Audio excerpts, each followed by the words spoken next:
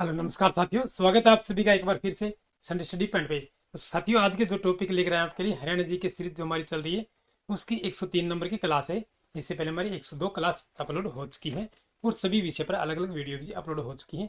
यदि भी नहीं देखे तो आप उन्हें भी देख सकते हैं। इसका लिंक आपको नीचे डिस्क्रिप्शन में मिल जाएगा या फिर आप चैनल के प्ले लिस्ट में जाकर वहाँ से हमारी अन्य वीडियो देख सकते हैं।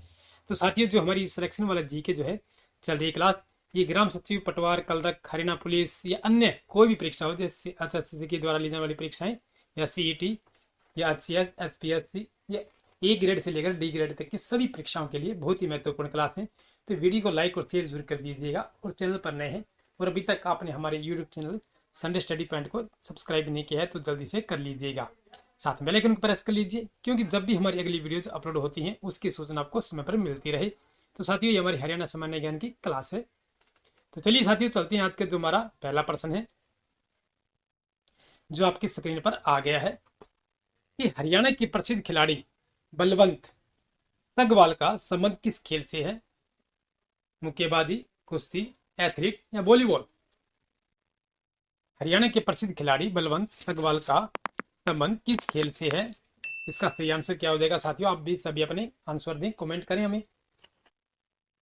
इसका राइट आंसर हमारा ऑप्शन नंबर डी हो जाएगा, ये वॉलीबॉल से है। कि हरियाणा के प्रसिद्ध खिलाड़ी जो है बलवंत सगवाल का संबंध जो है वॉलीबॉल खेल से है। चलिए दोस्तों, अगला प्रश्न जो हमारा है, हरियाणा में किस भाषा को दूसरी भाषा का दर्जा दिया गया है? कि हरियाणा में हरियाणवी भाषा ये हिंदी और दूसरी भाषा कौन सी है? तमिल, तेलुगु, पंजाबी या मराठी? देखिए, तमिल भाषा दक्षिण की है, तेलुगु भी और मराठी भी। अब देखिए, हरियाणा का जो है पंजाब से लगता है, क्योंकि पंजाब से हमारा हरियाणा राज्य अलग हुआ था। तो इसलिए ऑप्शन नंबर सी जो हमारा बिल्कुल सी आंसर हो जाएगा कि हरियाणा में दूसरी भाषा को भी दर्जा दर्जा दिया गया है, यानी पहले हिंदी है, दूसरी पंजाबी है। चलिए दोस्तों, अगला प्रश्न जो हमारा है, केंद्रीय मृदा लवणता केंद्र कहाँ पर स्थित है? यमुनानगर, करनाल, कुरुक्षेत्र या हिसार? केंद्रीय मृदा लवणता केंद्र कहाँ पर स्थित है ये? इसका राइट आंसर क्या हो जाएगा साथियों? इसका राइट आंसर हमारा ऑप्शन नंबर बी हो जाएगा, ये करनाल है, जिसे हम सीएम सिटी कहते हैं। ये यमुनानगर जो है, यहीं से हमारी यमुना नदी प्रवेश करती है यमुनानगर में। यहाँ पर गन्ने का सर्वाधिक उत्पादन होता है। कलेसर उद्यान है, ठीक है, यमुनानगर जिले में ही। और यहीं पर अशोक चक्र है, अशोक चक्र जो है उसका मिला था, टोपरा स्तंभ लेख मिला था। ये हिसार ही गुजरी महल है, ठीक है। हिसार हरियाणा की दूसरी राजधानी बनने के लिए तैयार है और सर्वाधिक मात्रा में इसकी यहाँ पर जो जनसंख्या है फरीदाबाद के दूसरे नंबर पर आता है। हिसार में गुजरी महल भी है, ठीक है, इसे फिरोज शाह तुगलक द्वारा बसाया गया था। तलाकी गेट है। इसके पश्चात ही कुरुक्षेत्र है। कुरुक्षेत्र जो हमारा धर्म क्षेत्र है, कुरुक्षेत्र जो महाभारत कालीन युद्ध हुआ था, ठीक है। कुरुक्षेत्र यहाँ पर, यहाँ काफी मात्रा में मंदिर है, ब्रह्म सरोवर है, ज्योति सरोवर है और श्री कृष्ण जी गीता जी का उपदेश दिया था। चलिए दोस्तों, अगला प्रश्न जो हमारा, इच्छापुरी गांव हरियाणा के किस जिले में है? इच्छापुरी गांव, देखिए इच्छाधारी नाग भी होते हैं, आपने सुना होगा, नाग नागिन। देखिए, हरियाणा के किस जिले में? हिसार, सिरसा, गुड़गांव या करनाल?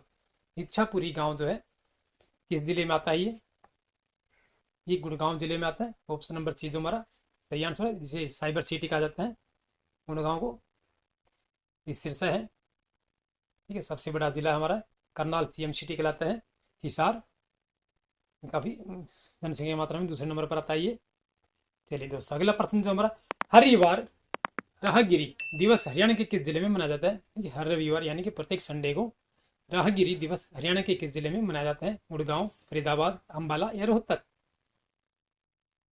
इसका सही आंसर क्या हो जाएगा?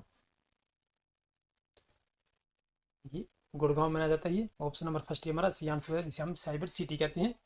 फरीदाबाद जो, जहाँ पर कृषि उत्पादन अधिक होता है, यानी कृषि के औजार, ठीक है। रेफ्रिजरेटर, ट्रैक्टर यही फरीदाबाद में उगते हैं और सबसे बड़ा नगर निगम भी है और सबसे बड़ा जिला भी है जनसंख्या की मात्रा में, ठीक है। रोहतक स्थल बोल है, रोहतक में। अम्बाला में साइंस सिटी कहते हैं, इसके यहाँ पर साइंस उद्योग से संबंधित काफ़ी मात्रा में उत्पादन होता है वस्तुओं का, जिसे हम साइंस में लेते हैं, उपयोग करते हैं। जैसे जैसे आपने देखा होगा, जो साइंस के उपकरण होते हैं हमारे, नलिका होती हैं, कीप होती हैं, वे यहाँ पर उत्पादन किया जाता है। चलिए दोस्तों, अगला प्रश्न जो हमारा, निम्न में से कौन सा बोर्ड खादी और उद्योग के विकास से जुड़ा है? ये बोर्ड खादी और उद्योग के विकास से जुड़ा है। हरियाणा खादी बोर्ड, हरियाणा खादी एवं ग्रामोद्योग बोर्ड, हरियाणा औद्योगिक बोर्ड, हरियाणा ग्रामीण विकास बोर्ड। तो इसका सही आंसर क्या हो जाएगा? इसका राइट आंसर हमारा ऑप्शन नंबर बी है, हरियाणा खादी एवं ग्रामोद्योग बोर्ड हो जाएगा। देखिए इसमें खादी के कपड़े आते हैं, काफ़ी स्टेशनरी का सामान भी आते हैं। चलिए दोस्तों अगला प्रश्न चलते हैं हम। राजघाट गुरुद्वारा कहाँ स्थित है? ये कैथल, कुरुक्षेत्र, भिवानी, यमुनानगर। राजघाट गुरुद्वारा कहाँ स्थित है? इसका राइट आंसर हमारा ऑप्शन नंबर बी है, ये कुरुक्षेत्र में राजघाट गुरुद्वारा जो है कुरुक्षेत्र जिले में है, यानी कुरुक्षेत्र में ही है। चलिए दोस्तों अगला प्रश्न जो हमारा, स्थानेश्वर महादेव मंदिर के आराध्य देवता निम्न में से कौन है? कृष्ण, शिव, ब्रह्मा, इनमें से कोई नहीं। ये स्थानेश्वर महादेव मंदिर है, तो ये महादेव का नाम क्या आ गया? महादेव किसे कहते हैं? शिव जी कहते हैं। इसका सीधा सीधा आंसर ऑप्शन नंबर बी हो जाए। यहीं पर देखिए स्थानेश्वर महादेव मंदिर कह दिया, तो महादेव हम शिव जी कहते हैं, कृष्ण जी को नहीं कहते। ब्रह्मा जी का एक ही मंदिर है पूरे विश्व में, जो पुष्कर में जो है अजमेर जिला में आता है। और अजमेर कहाँ है? राजस्थान जिले, राजस्थान में है। ठीक है साथियों, चलिए दोस्तों अगला प्रश्न चलते हम। हरियाणा से संबंधित जानकारी किस ग्रंथ से प्राप्त होती है? शतपथ ब्राह्मण, ऐतरेय ब्राह्मण, ऋग्वेद या स्तुति। हरियाणा से संबंधित जानकारी किस ग्रंथ से प्राप्त होती है? तो इसका सही आंसर क्या हो जाएगा? इन सभी से होती है। हरियाणा का जो है बौद्धान्य, शतपथ ब्राह्मण, ऐतरेय ब्राह्मण, ऋग्वेद, इन सभी में हरियाणा का वर्णन किया गया है, हरियाणा की भूमिका। चलिए दोस्तों अगला प्रश्न जो हमारा, निम्न में से किस स्थान से समुद्रगुप्त के सिक्के प्राप्त हुए? हांसी, टोपरा, धुन या मित्रथल। समुद्रगुप्त जो गुप्त चंद्रगुप्त मौर्य था, ठीक है, चंद्रगुप्त समुद्रगुप्त इन्हीं के थे। तो ये सिक्के कहाँ से प्राप्त हुए हमारे? ये मित्रथल से मिले। मित्रथल जो है भिवानी जिले में आता है, भिवानी से 10 से 15 किलोमीटर की दूरी पर आता है ये। चलिए साथियों अगला प्रश्न जो हमारा, निम्न में से किस ग्रंथ में रोहतक का उल्लेख मिलता है? ये रोहतक का जिला जो हमारा, उसका उल्लेख मिलता है दिव्य वेदांत, मज्जी निकाय, नकुल दिग्विजय या कथाकोश।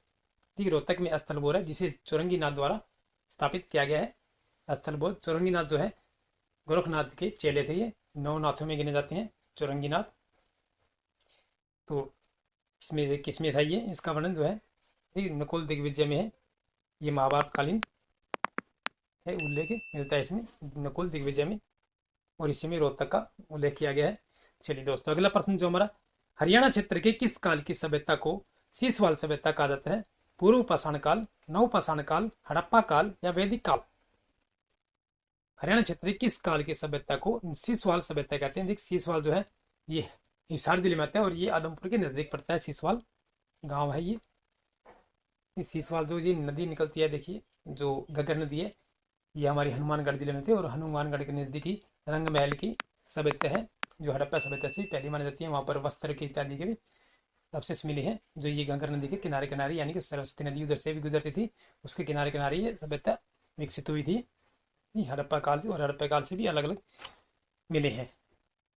तो इसमें सही आंसर हमारा क्या हो जाएगा?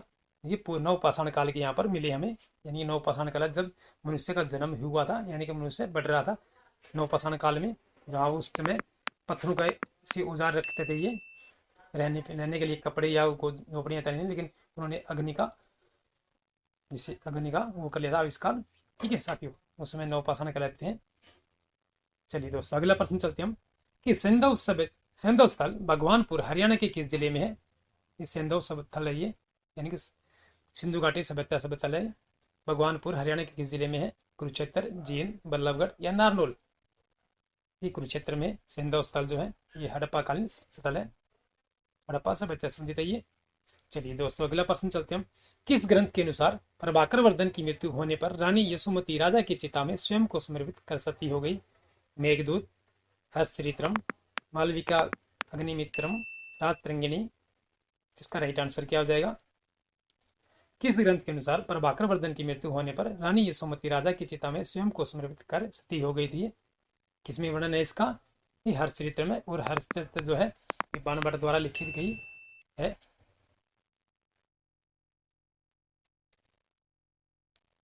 मेघदूत देखिए, मेघदूत, मालविका अग्निमित्र, ये सभी कालिदास की हैं दोनों। राजतरंगिणी जो है किसकी थी? ये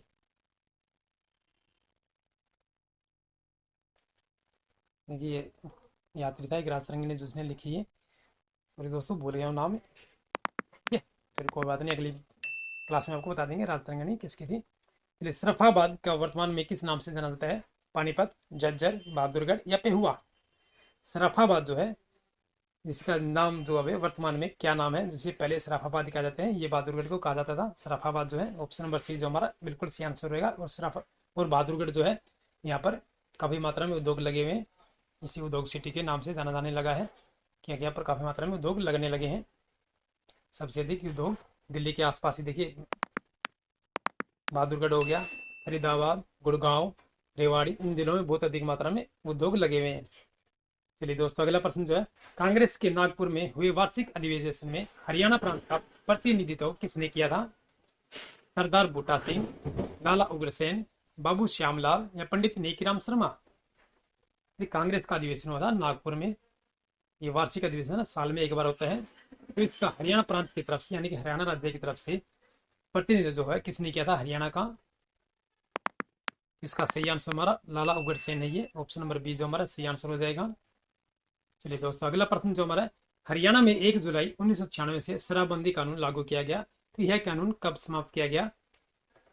1 जुलाई 1996 से शराबबंदी कानून लागू किया गया था, यानी कि शराब को बैन कर दिया गया था हरियाणा में। और ये भाजपा की सरकार थी, हरियाणा विकास पार्टी, जिसके अध्यक्ष जो है चौधरी बंसी लाल जी थे। क्या साथियों, ये उन्होंने ये वादा किया था और उन्होंने लागू भी कर दिया था। लेकिन उस समय काफी मात्रा में बाहर से ला करके शराब बेची गई थी लोगों के द्वारा। तो इसका सही आंसर हमारा 1 अप्रैल 1998 को ये कानून समाप्त कर दिया गया था। ये इनकी सरकार गिर गई थी और चौटाला ने सरकार बनाई थी। चलिए दोस्तों, अगला प्रश्न चलते हम। चलिए दोस्तों, अगला प्रश्न जो हमारा, निम्न में से किस स्थान से प्राप्त पृथ्वीराज द्वितीय का अभिलेख सामरिक महत्व को दर्शाता है? निम्न में से किस स्थान से प्राप्त पृथ्वीराज द्वितीय का अभिलेख जो है सामरिक महत्व को दर्शाता है? इनका समय काल जो है 12वीं शताब्दी के आसपास है। तो इसका राइट आंसर क्या हो जाएगा? आसी, सिरसा, लाडनू या बिजोलिया? इसका सही आंसर हमारा आसी है। आसी अभिलेख मिला है, ये आसी के किले से मिला है पृथ्वीराज द्वितीय का। चलिए दोस्तों, अगला प्रश्न जो हमारा है कि हरियाणा के कितने सैनिकों ने महावीर चक्र जीते हैं? 10, 20, 30, 40? देखिए, परमवीर चक्र होता है और एक महावीर चक्र होता है। ठीक है, इसका सही आंसर क्या हो जाएगा? ऑप्शन नंबर बी हो जाए, 20 जीते हैं ये। हरियाणा के कितने सैनिकों ने महावीर चक्र जीते हैं? 20 चक्र जीते हैं ये। चलिए दोस्तों, अगला प्रश्न जो हमारा, हरियाणा के जाबाज सैनिकों ने कुल कितने वीर चक्र जीते हैं? जाबाज सैनिकों ने कुल कितने वीर चक्र? 50, 60, 85, 107? इसका राइट आंसर हमारा 107 हो जाएंगे। जाबाज सैनिकों ने कितने वीर चक्र जीते हैं? 107 हैं। हरियाणा स्टेट इलेक्ट्रिसिटी बोर्ड की स्थापना कब हुई? 5 मई 1967, 3 मई 1966, 5 मई 1966 या 3 मई 1967? हरियाणा स्टेट इलेक्ट्रिसिटी बोर्ड की स्थापना कब हुई है? इसका राइट आंसर हमारा 3 मई 1967 को हो गई। ये बिजली बोर्ड की स्थापना की गई है, इलेक्ट्रिक सिटी बोर्ड। चलिए दोस्तों, अगला प्रश्न जो हमारा, फल्गु तीर्थ केथल, कुरुक्षेत्र, जींद या अंबाला? फल्गु तीर्थ जो है ये सूर्य ग्रहण के समय लगता है। फल्गु का तीर्थ जो है, इसे काफी ज्यादा मान्यता है इसकी, फल्गु की। इसका राइट आंसर क्या हो जाएगा? ये कैथल जिले में है, फरल गांव में लगता है ये फल्गु तीर्थ जो है। चलिए दोस्तों, अगला प्रश्न चलते हैं हम। हरियाणा में सबसे अधिक वन क्षेत्र वाले जिले हैं। ये सबसे अधिक वन कहाँ पर है? ये यमुनानगर, पंचकुला, गुड़गांव या कैथल? पंचकुला, यमुनानगर, गुड़गांव, कैथल? यमुनानगर, पंचकुला, कैथल, गुड़गांव या इनमें से कोई नहीं? सबसे अधिक वन क्षेत्र वाले जिले पूछे गए। तो सबसे अधिक देखिए, एक तो यमुनानगर में आता है, इसे काट दीजिएगा आप। यमुनानगर ए और सी में से बताना हमें। इस और दोस्त देखिए, पंचकुला में ये सीन है, यमुनानगर में देखिए काफी कम है। यम पंचकुला है, यमुनानगर और गुड़गांव कैथल है, ये चारों जिले ही हैं। ये चारों नाम चारों के दिए गए हैं हर एक में, किंतु देखिए सबसे अधिक जो है पूछा गया, सबसे अधिक पहले पंचकुला में, फिर यमुनानगर में आते हैं, उसके पश्चात गुड़गांव में और फिर कैथल में। गुड़गांव में सबसे अधिक झाड़ियाँ हैं, ये याद रखिएगा। गुड़गांव जिले में तो सबसे अधिक झाड़ियाँ हैं। ये क्वेश्चन भी पूछा गया है एक बारी कि सबसे अधिक झाड़ियाँ किस जिले में है? तो ये गुड़गांव जिले में है। चलिए दोस्तों अगला प्रश्न चलते हैं हम। प्रो रेसलिंग में हरियाणा के कितने पहलवान शामिल थे? 22, 11, 33 या 25? प्रो रेसलिंग में हरियाणा के कितने पहलवान शामिल थे? कि 22 है। ऑप्शन नंबर फर्स्ट ही हमारा सी आंसर हो जाएगा। इससे अगला प्रश्न जो हमारा है, कौन सी महिला खिलाड़ी woman wrestler of the series बनी है? गीतिका दाकड़, गीता फोगाट, विनेश फोगाट या रितु फोगाट? कौन सी महिला खिलाड़ी woman wrestler of the series बनी है? इसका सही आंसर हमारा ऑप्शन नंबर सी हो जाए, विनेश फोगाट जो है ये बनी है woman wrestler of the series. चलिए दोस्तों अगला प्रश्न जो हमारा सुमेलित करना हमें। सूची 1 और सूची 2 दी गई है। मनसा देवी मंदिर है, देखिए मंदिरों के विषय में पूछा गया है कि कौन सा मंदिर किस जिले में या किस गांव में है।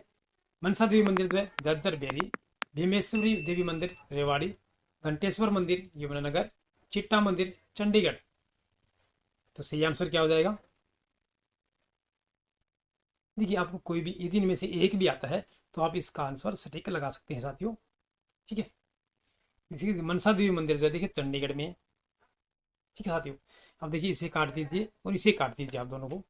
ठीक है, अब देखिए भीमेश्वरी मंदिर देवी मंदिर कहाँ पर है? ये जज्जर बेरी में है। फिर घंटेश्वर मंदिर जो है ये रेवाड़ी में आता है और चिट्टा मंदिर जो है यमुनानगर जिले में है। इस प्रकार हमारा ऑप्शन नंबर सी हो जाए 4, 1, 2, 3। चलिए साथियों अगला प्रश्न जो हमारा ये देखिए सम्मिलित करना में सूची 1 और सूची 2 सम्मिलित करना। मैम की बावड़ी जो है 1656 ईस्वी में यानी कि इनका बनाने का समय दिया गया है। डिगल गांव का बैठक भवन 1880 ईस्वी में, शाह कुली खान का बगीचा 1578 ईस्वी में, किशोरी महल 1764 ईस्वी में। इसका सही आंसर क्या हो जाएगा? इसका सही आंसर हमारा ऑप्शन नंबर सी हो जाएगा। देखिए साथियों कि महम की बावड़ी जो है देख 1656 ईस्वी में अंग्रेजों के समय बनाई गई थी। फिर डिगल गांव का बैठक भवन जो है 1880 ईस्वी में बनाया गया ये। फिर शाह कुली खां की बगीचा जो है ये 1578 ईस्वी में, शाह कुली खां का बगीचा जो है 1578 ईस्वी में। फिर किशोरी महल जो 1764 ईस्वी में बनाया गया था ये। ऑप्शन नंबर सी जो हमारा सी आंसर है 1, 2, 3, 4 सही सुमिलित है ये। चलिए दोस्तों अगला प्रश्न जो हमारा ये भी देखिए सुमिलित करने से हमें सूची 1 और सूची 2 दी गई है। काला अम्ब जो है पानीपत, पीर जमाल की मजार जो है रेवाड़ी, किशोरी महल जो है गोहन्ना और बाग वाला तालाब होडल। में ABCD से सही आंसर देना है। काला अम्ब जो हमारा देखिए पानीपत में ही है, ये एक युद्ध का स्थान है और इसे हमें पर्यटक स्थल बन गया है काला अम्ब जो है। फिर पीर जमाल की मजार जो है ये गोहाना में है। ठीक है, फिर किशोरी महल जो हमारा ये होडल में है और बाग वाला तालाब जो है रेवाड़ी में है ये। ऑप्शन नंबर हमारा बी जो सही आंसर हो जाएगा 1, 3, 4, 2। काला अम्ब ये पानीपत, पीर जमाल की मजार जो है गोहाना, किशोरी महल जो हमारा होडल और बाग वाला तालाब जो है रेवाड़ी में। इस प्रकार से आंसर हो जाएगा। बाग वाला तालाब किशोरी महल देखिए पूछा गया, इसका सन पूछा गया 1764 में। चलिए दोस्तों अगला प्रश्न चलते हम। भिवानी निवासी प्रसिद्ध साहित्यकार तुलसीदास शर्मा दिनेश की कृति है पुरुषोत्तम महाकाव्य, भक्त भारती, सत्याग्रही प्रहलाद, ये सभी। भिवानी निवासी प्रसिद्ध साहित्यकार तुलसीदास शर्मा दिनेश की कृति है, ये कौन सी है? ये सभी हैं इनकी। ये पुरुषोत्तम महाकाव्य, भक्त भारती, सत्याग्रही प्रहलाद, तीनों ही इनकी कृतियां जो याद रखिएगा। सर सादीलाल को राय बहादुर की उपाधि कब मिली है? वर्ष 1903, वर्ष 1896, वर्ष 1909, वर्ष 1892। इसका सही आंसर क्या हो जाएगा साथियों? आप भी अपने आंसर दे सकते हैं कमेंट बॉक्स में। और अभी तक अपने वीडियो को लाइक नहीं किया तो लाइक कर दीजिएगा और चैनल को सब्सक्राइब कर लीजिए। इसका भी सही आंसर हमारा ऑप्शन नंबर सी हो जाए, वर्ष 1909 में सर सादीलाल को राय बहादुर की उपाधि से नवाजा गया था ये। चलिए दोस्तों ये हमारी 30 क्वेश्चन हो गए हैं आज की वीडियो के। आपको वीडियो कैसे लगे हमें कमेंट बॉक्स में बताइएगा। वीडियो को लाइक और शेयर जरूर कीजिए और चैनल को नए हैं तो चैनल पर सब्सक्राइब कर लीजिएगा। फिर मिलते हैं नेक्स्ट वीडियो में, तब तक के लिए जय हिंद।